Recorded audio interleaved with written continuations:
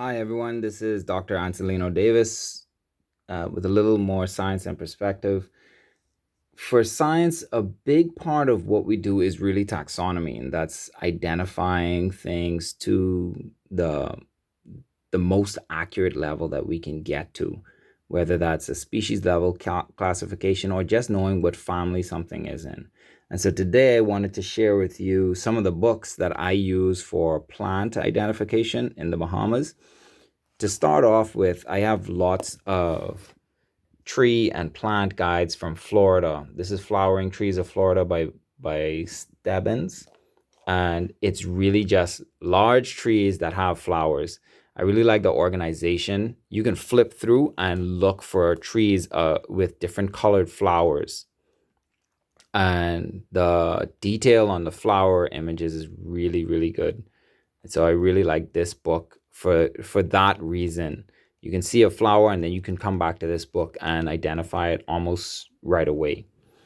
Then this Bedrock's Florida Plant Guide. This is really for people who are landscaping, and it goes from turf to bedding plants, perennials, ground covers, and this is really landscaping terminology for you to know how you want to plant it around your property. But these here, I really like the details on how big these trees or the plants can grow, and different types of uses for where you can plant it or how you would use it in the landscape. This one is native Florida plants. So this is especially important for people who want to plant trees or flowers or plants that you don't have to invest a lot in taking care of it. But I like this one because it also tells me how to catch it. So you can propagate these from seeds. Some of them have from cuttings, layering, etc. The images in this book I don't particularly care for. They're not super detailed, and it for me it doesn't help me with identifying something. But when I want to look through and find trees for a particular use, this can be a good one. Again, this is another landscaping plant book, and this one again focuses on some really easy plants. There are 200 species in this book, and it really describes their best features. I like this one for the companion plants. So it says what you would plant next to it, that they won't they won't compete with each other and start to look shabby. And it also shows what are the diseases. This says disadvantages, but it has like diseases and pest species that pile up on these trees. In my yard, I really don't mind the pests. I just think of them as part of the biodiversity and let them do what they do. And I have good beneficial insects as well as the pest species inside there. But one of the issues that we have is that we don't really have we don't have a lot of super awesome books for plants in the Bahamas, but we do have some really good ones that I like. This is the Flora of the Bahama Archipelago by Carell and Carell. This book is ridiculously difficult to find, and it's really hard for you to get through if you're trying to identify something. It's a dichotomous key, so you have to know some terminology. Spines connate only at the base, forming a small disc, blah, blah. So you have to go through that and then go to the answer. And if you want a quick ID guide, this is not the book for you. If you don't really want to get into the science of the plants, this is not the book for you. And if you want colorful images, this is not the book for you. But if you want to be hardcore into the science, this is definitely the book for you. This next book is Bush Medicine of the Bahamas. And these folks went and they did surveys and interviews with people on San Salvador Island.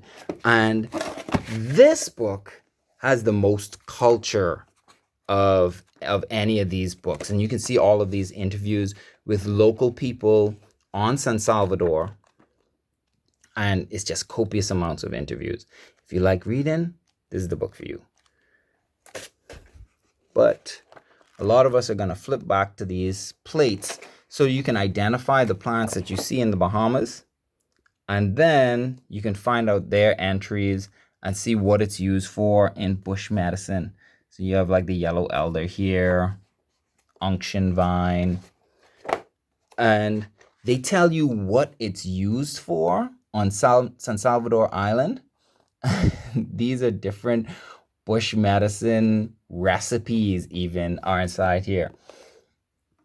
But they also give you some scientific background on, what is in the literature regarding these plants. And that is really important to me because you might have a plant that people use in one way, but then it also has scientific literature that says, it's toxic in certain ways. So you want to make sure that you look out for that. Then I have Gardner Jack's Fruits of the Bahamas. Ain't no pictures in here. But it tells you how to grow and plant these different trees that we grew up with as kids, but maybe we don't see very often now. And so I really like this book. I'm really excited that I got a copy of this book. But this image on the back is probably my favorite because it tells you when the fruit is in season. So I know when to go and harass people for the fruits that I like. And these colors don't really mean anything. It's just to separate one line from the next so that you can follow them across and not get confused. But yeah, you have like noni bears year round. Noni is an invasive species, but if you like to feed rats, noni stinks. All right, and then this book is actually a really good balance for me. It doesn't have all the species that Corel has, which is a ridiculous amount of species, but it has lots of really good plants. It has really good images that show you, for example, you can see the whole leaf here. You can see how the leaf patterns are. You can see this little flower. And that's because these images were taken by Dr. Ethan Freed mostly. And he's a hardcore plant person. And he teaches botany. So he knows what he's looking for when he's trying to identify these plants, so that when you see it, you'd be in the bush and you'd be like, yeah, that's the same plant. So I really like this plant for this book for that. And also it has really good details that are not super packed, but it tells you where to find it, basic description, and then in some parts it says the habitat and use, and that's really helpful. So you know that if you're in a certain area, you can find that. Also, this book ain't that expensive. You can get it from the Bahamas National Trust, or you can purchase it online. But the proceeds from this also go to support the Bahamas National Trust. So that's another really big part of you wanting to have this book in your collection. So I just wanted to share that with y'all. I hope y'all appreciated that little bit of knowledge. I also know and have spoken to all of these authors. So I think that's cool. That's a cool thing for me to have actually known the authors that contributed to this book. And I have a couple photos inside here too. So that's cool. I know a lot of the other photographers that contributed. Hope you all enjoyed that little bit of science and perspective. I know this video is a little bit longer than the others, but feel free to share, especially with your school and your science teachers who may be looking for the guides and the text that they want to use in their classroom. Hope you all have a great day and enjoy the rest of your 2021.